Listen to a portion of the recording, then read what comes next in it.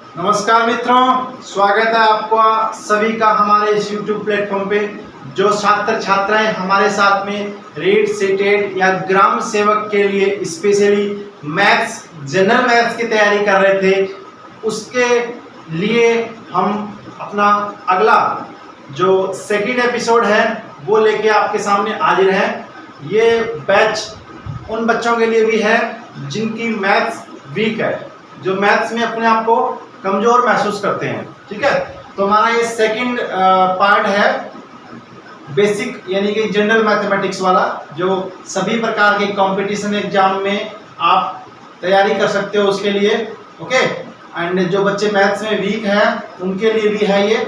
जो बच्चे अभी नए हैं वो सब्सक्राइब कर लीजिए हमारे चैनल को, शेयर कीजिए, अगर पसंद आए तो लाइक कीजिए।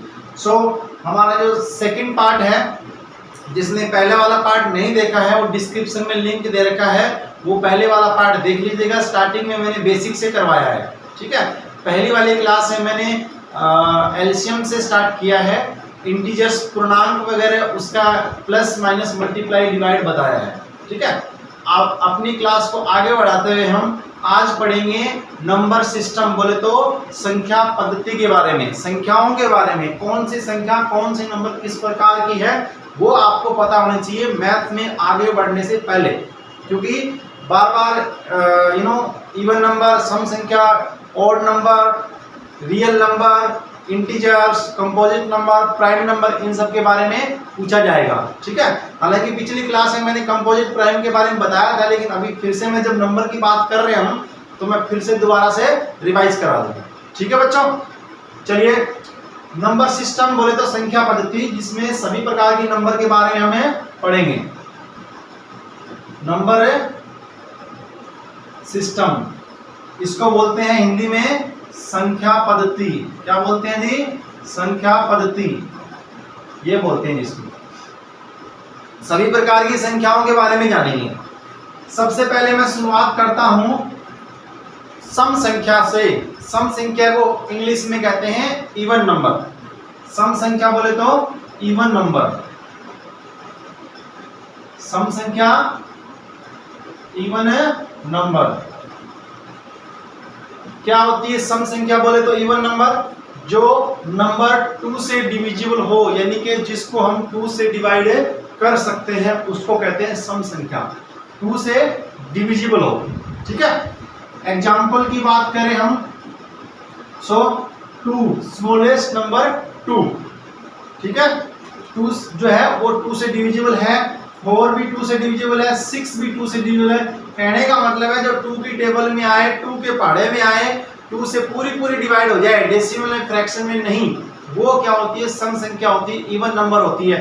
अभी तक मोस्टली लोगों ने, आप लोगों ने जाना था कि जी सम संख्या 2 से ही स्टार्ट होती है। थोड़ा सा इसके अलावा भी जान लेते हैं हम सम संख्या के बारे में, इवन नंबर के बारे में।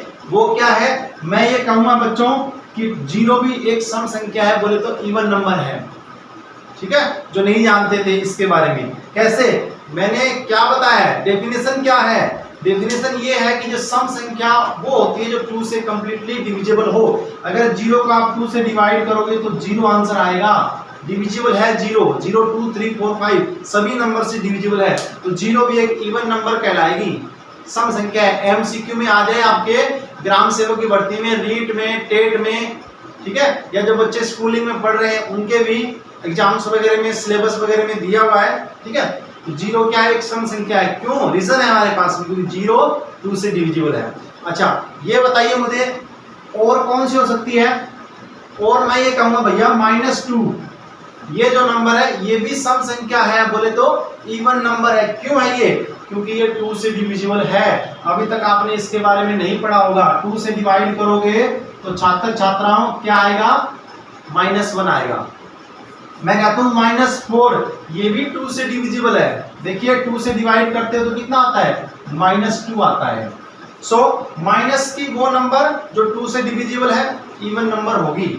0 भी इवन नंबर है। अभी तक आप 2, 4, 6 इन्हीं के बारे में जानते थे, अब कुछ नंबर और आपने जान ली है, ऐड कर ली है।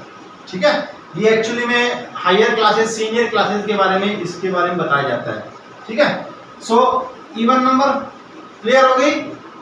2 से डिविजिबल, माइनस की भी हो सकती है, 0 भी हो सकती है, और 2 4 6 प्लस की तो है ही है। Is that clear? सम संख्या के बाद में आगे बढ़ते हैं हम विषम संख्या। विषम संख्या बोलते हैं इंग्लिश में उसको ओड नंबर बोलते हैं। क्या बोलते हैं जी? Odd number. ओड नंबर जिसको हम बोलते हैं विषम संख्या हिंदी में। ये हिंदी इंग्लिश में दोनों मुझे इसलिए करवानी पड़ रही है क्योंकि जो कंपटीशन एग्जाम की तैयारी कर रहे हैं, ग्राम सेवक की, रीट की, सीटेट की, कोई भी टेट हो या ग्राम सेवक के अलावा किसी भी प्रकार कंपटीशन एग्जाम हो जिसमें क्लास 10th तक मैथ आती है, मैं इस बैच में आपको क्लास 4 से लेके क्लास 10th तक की जो कंप्लीट मैथ्स है वो करवाने जा रहा हूं मैं, स्टेप बाय स्टेप। ठीक है? और जो बच्चे स्कूल में पढ़ रहे हैं वो कुछ हिंदी मीडियम में भी है, कुछ इंग्लिश मीडियम में भी, तो इसलिए मैं दोनों हिंदी इंग्लिश दोनों में बता रहा हूं। ठीक है? तो विषम संख्या ऑड नंबर किसको कहते हैं? जो 2 से डिविजिबल नहीं है। क्या नहीं है? 2 से डिविजिबल नहीं होती है, ध्यान रखना। डेफिनेशन में लिख नहीं रहा हूं, ओरल बता रहा हूं मैं, समझ लीजिए आप। राइट? सो जो 2 से डिविजिबल नहीं है उसको हम कहते हैं विषम संख्या। एग्जाम्पल ले सकते हैं हम, क्या ले सकते हैं जी?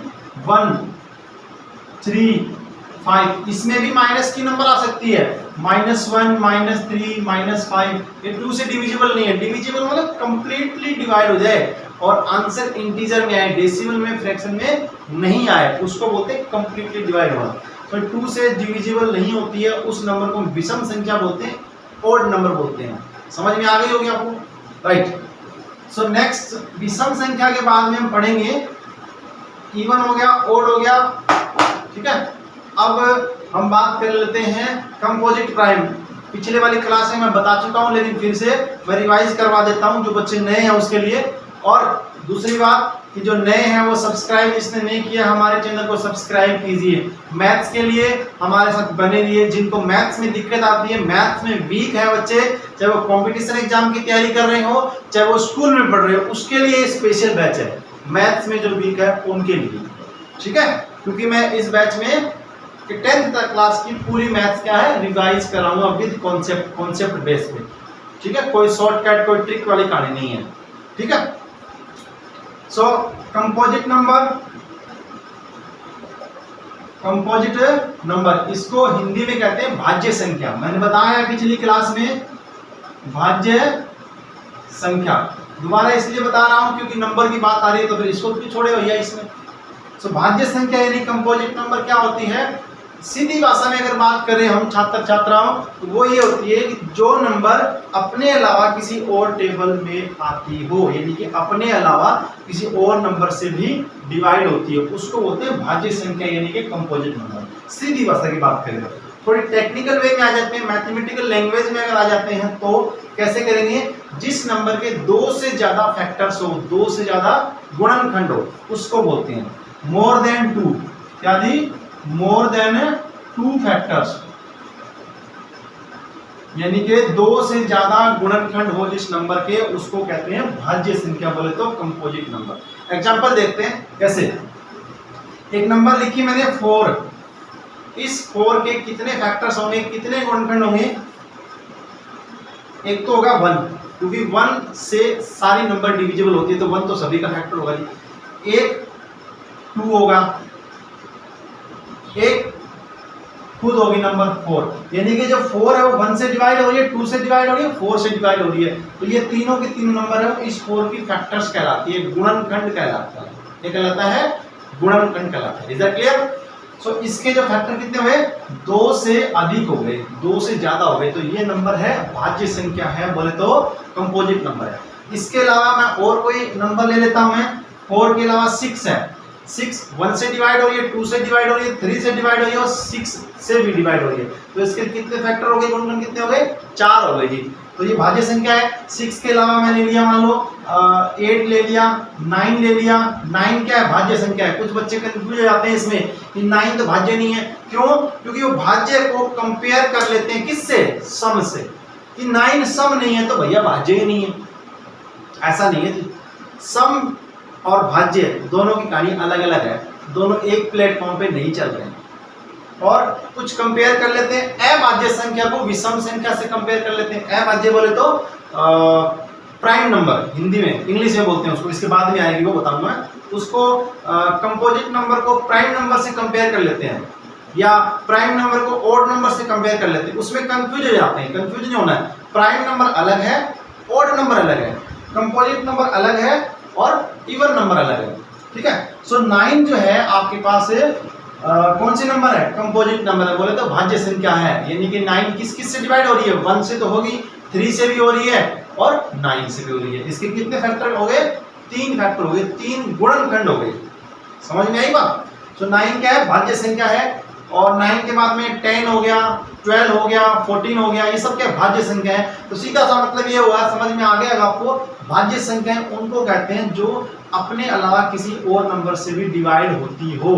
1 से तो डिवाइड होगा ही होगा कोई भी नंबर, उसको बोलते हैं भाज्य संख्या। समझ में आ गया होगा अच्छी तरह से?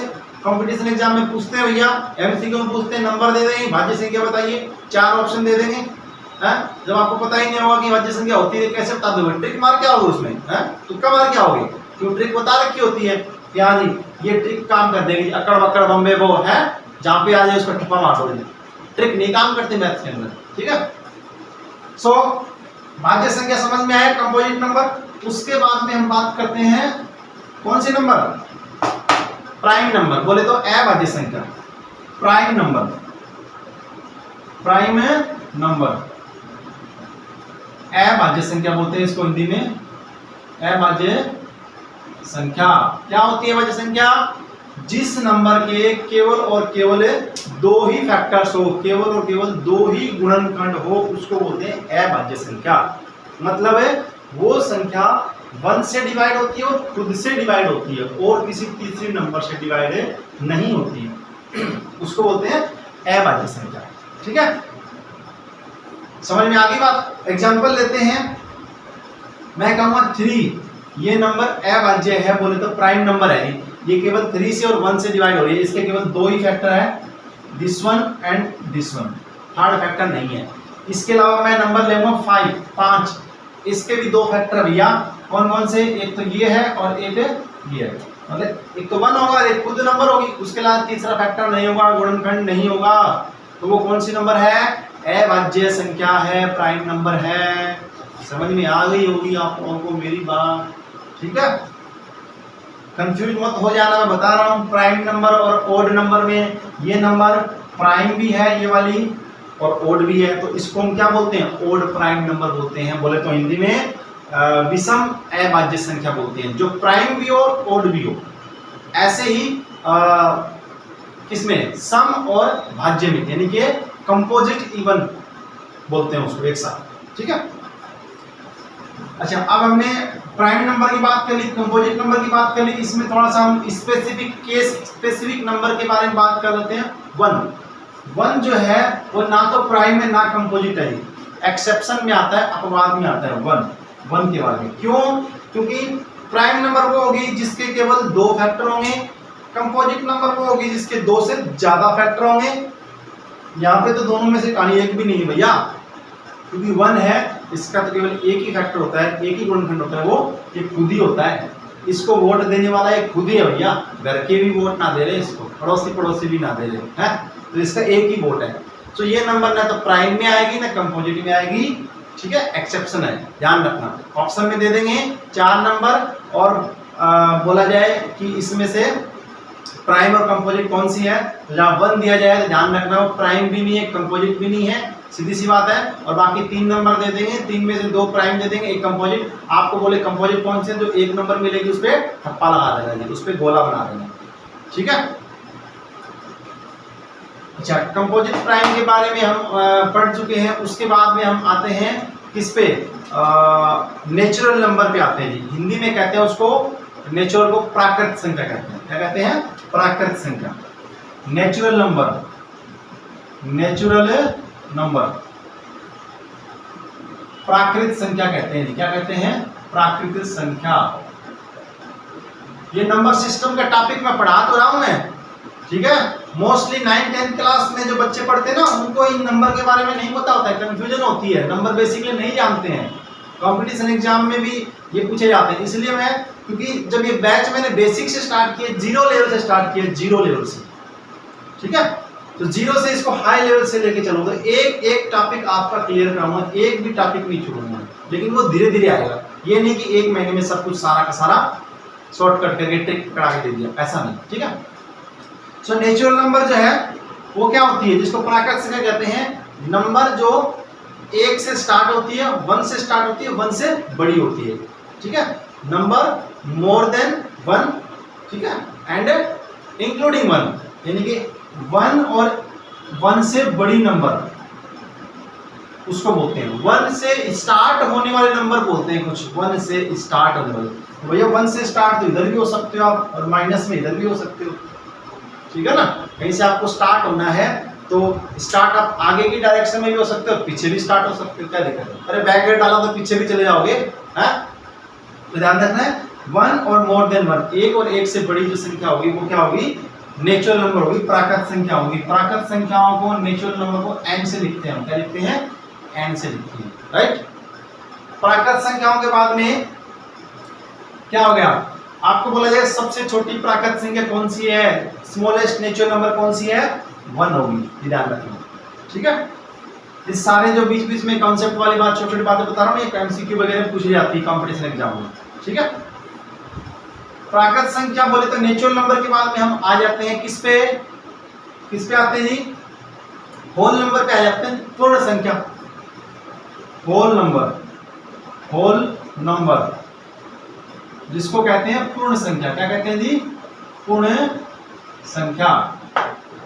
तो पूर्ण संख्या क्या होगी, होल नंबर 0 और मोर देन 0, यानी कि क्या कहेंगे हम, 0 और मोर देन 0 मतलब 0 से बड़ी संख्या है, 0 से स्टार्ट होगी और 1 2 3 4 5 6 अनलिमिटेड लेवल तक चलती रहेगी। और पूर्ण संख्याओं को हम लिखते हैं W से, क्या लिखते हैं, W से, होल नंबर को W से लिखते हैं। आपको बोला जाए कि स्मॉलेस्ट होल नंबर कौन सी है, तो वो है 0। कौन सी है छात्रों और छात्राओं, स्मॉलेस्ट होल नंबर 0 है। Is that clear. उसके बाद में थोड़ा सा इनमें आपस में कनेक्शन किया जाता है, कभी कभी क्वेश्चन पूछा जाता है कि क्या पूछ सकते हैं, आपसे ये पूछ सकते हैं क्या सभी प्राकृत संख्याएं पूर्ण संख्याएं होती है, मीन्स टू से क्या सभी नेचुरल नंबर होल नंबर होती है, बताइए मुझे। नहीं होती भैया, क्यों नहीं होती, देखिए नेचुरल नंबर होती है वो 1 से स्टार्ट होती है, और जो होल नंबर होती है वो 0 से स्टार्ट होती है। इस तरह से आपको बोला गया कि सभी पूर्ण संख्याएं, ये वाली सभी पूर्ण संख्याएं यानी कि होल नंबर्स जो है वो प्राकृत संख्याएं बोले तो नेचुरल नंबर नहीं होती, क्योंकि ये 0 जो है वो होल नंबर में आता है बट नेचुरल नंबर में नहीं है। सभी के बारे में कहा गया आपको, सभी का मतलब 0 भी आ गया, तो सभी होल नंबर जो है वो नेचुरल नंबर नहीं होती, यानी कि सभी पूर्ण संख्याएं वो प्राकृत संख्याएं नहीं होती, ध्यान रखना।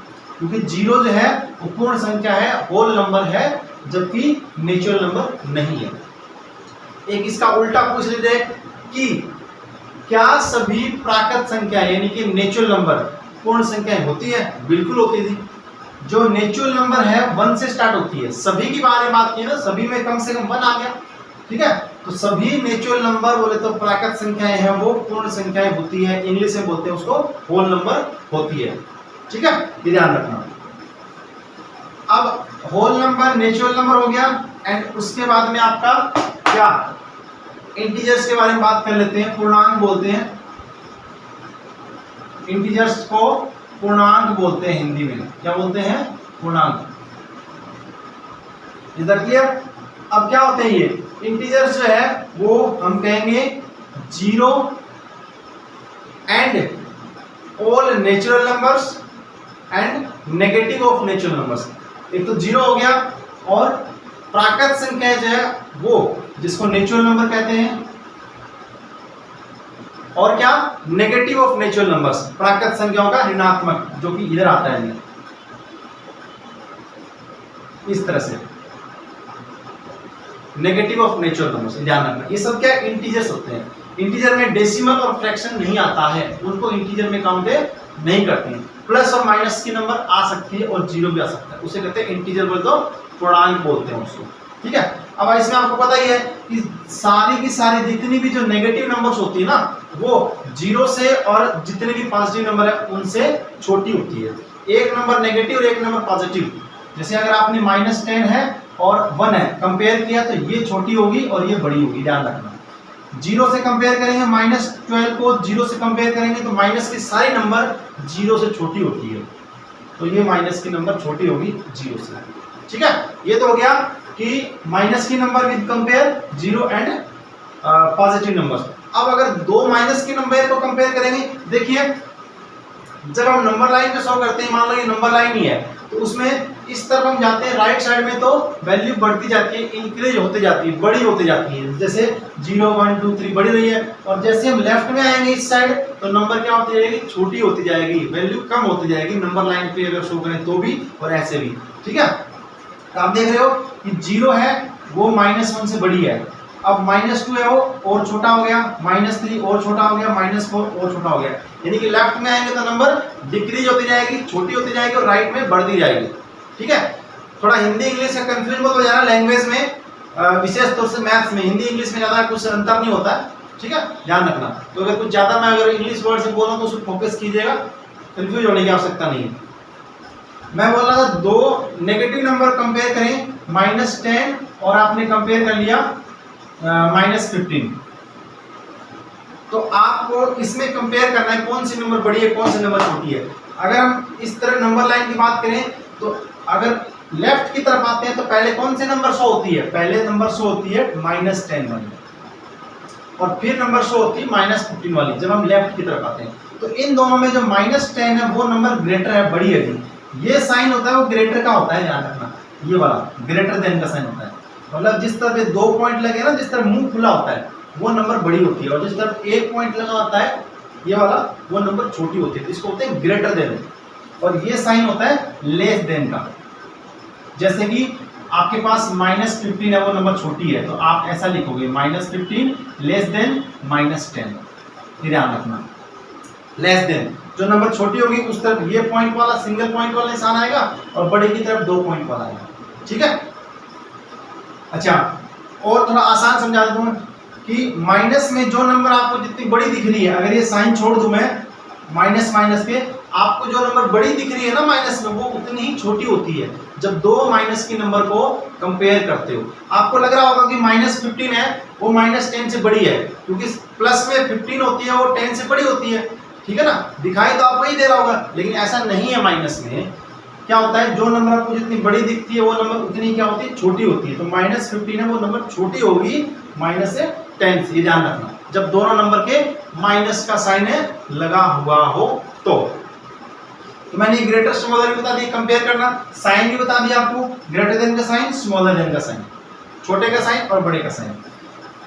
अब इंटीजर के बाद में हम आगे बढ़ते हैं, इसमें आएंगे हम आ जाते हैं सीधा सा किस पे, रैशनल नंबर पे, जिसको परिमेय संख्या कहते हैं, rational number. Rational number schooling वाला बच्चों का स्पेशल चैप्टर भी है रैशनल नंबर का, वो सीधा ही क्वेश्चन करना शुरू कर देते हैं जी, पता ही नहीं होता रैशनल नंबर क्या होता है।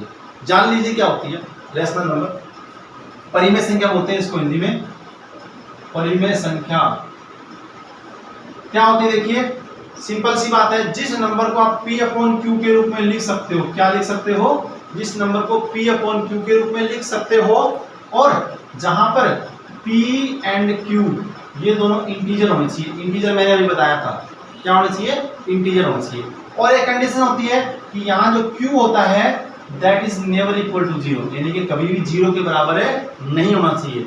ये बात आपने सिर्फ आज तक पढ़ी है बच्चों कि Q है वो 0 के बराबर नहीं होना चाहिए। अरे भैया क्यों नहीं होना चाहिए ये तो बता दो। अगर Q को 0 के बराबर कर दोगे तो क्या तूफान आ जाएगा, आतंक मच जाएगा, क्या धरती ऊपर नीचे हो जाएगी, क्या हो जाएगा। कभी जानने की कोशिश करी है, नहीं करी है तो जान लेते हैं आप।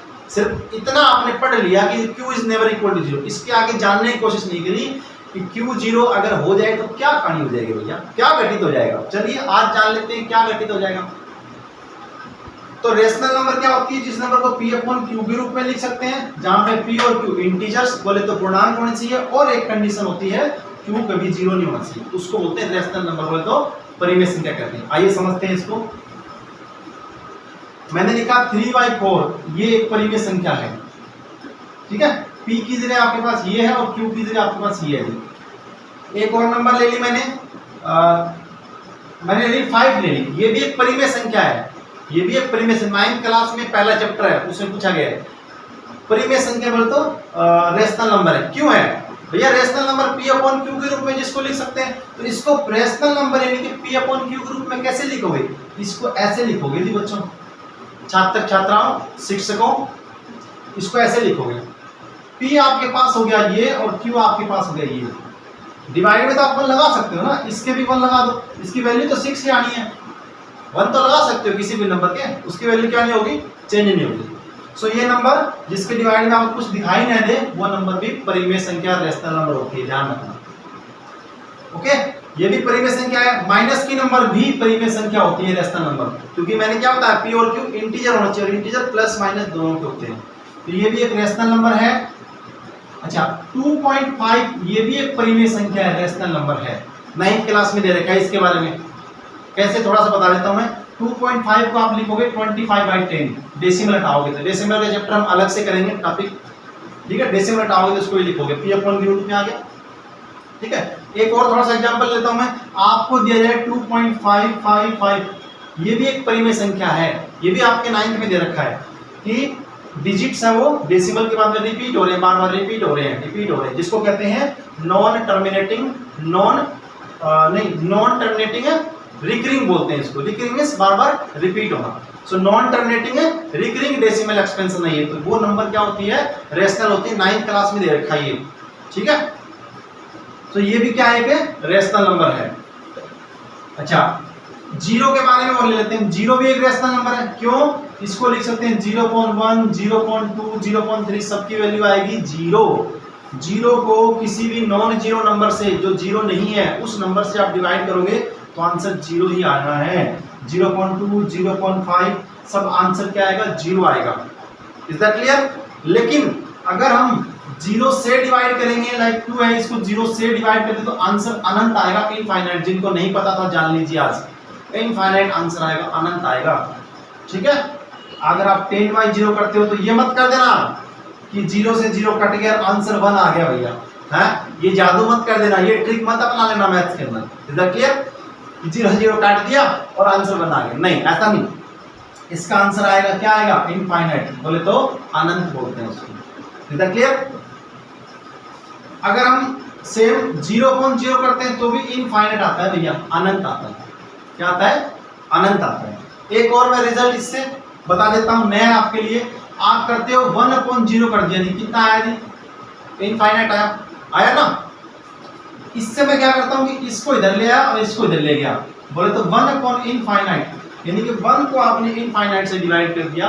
किसी भी नॉन जीरो नंबर को इनफाइनाइट, जिसको अनंत बोलते हैं, उससे आप डिवाइड करते हो तो आपके पास आंसर आता है 0। ध्यान रखना, पॉइंट टू बी नोटेड। नहीं पता है जिनको, मैथ्स में काफी सारी यूनिक्स बातें, यूनिक चीजें आप जानोगे हमारे साथ। सो अगर आपने 2/इनफाइनाइट कर दिया तो भी क्या आएगा जी? 0 आएगा। ये ध्यान रखना। समझ में आई बात? रेशनल नंबर की कहानी आपकी क्लियर हो गई। अब बात करते हैं इररेशनल नंबर, अपरिमेय संख्या। अच्छा इसमें मुझे बताना था कि भैया q अगर 0 हो जाएगा तो क्या लफड़ा हो जाएगा, क्या उथल पुथल मच जाएगा। देखिए जान लेते हैं, वैसे तो हम जान ही चुके हैं क्या हो जाएगा, लेकिन फिर से जान लेते हैं।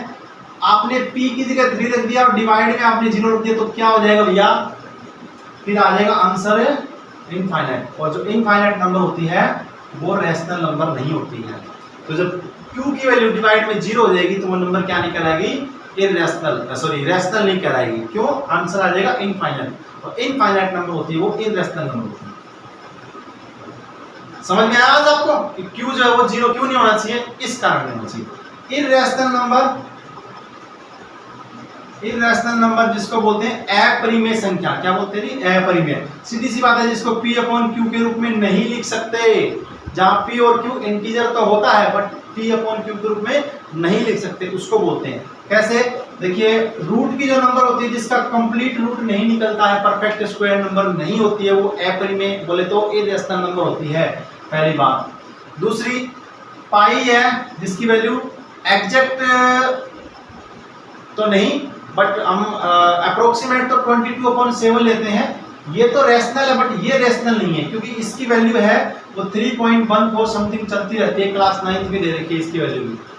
तो क्लास 9th वालों के लिए भी ये एक्चुअली में फर्स्ट चैप्टर जो बेसिक है वो कवर हो रहा है यहाँ पे, और कंपटीशन की जो तैयारी कर रहे हैं उनके लिए तो हो ही रहा है, ठीक है। सो ये जो है वो आपकी रेशनल नंबर है क्योंकि एग्जैक्ट वैल्यू नहीं होती है, अप्रोक्सीमेट वैल्यू लेते हैं हम लोग।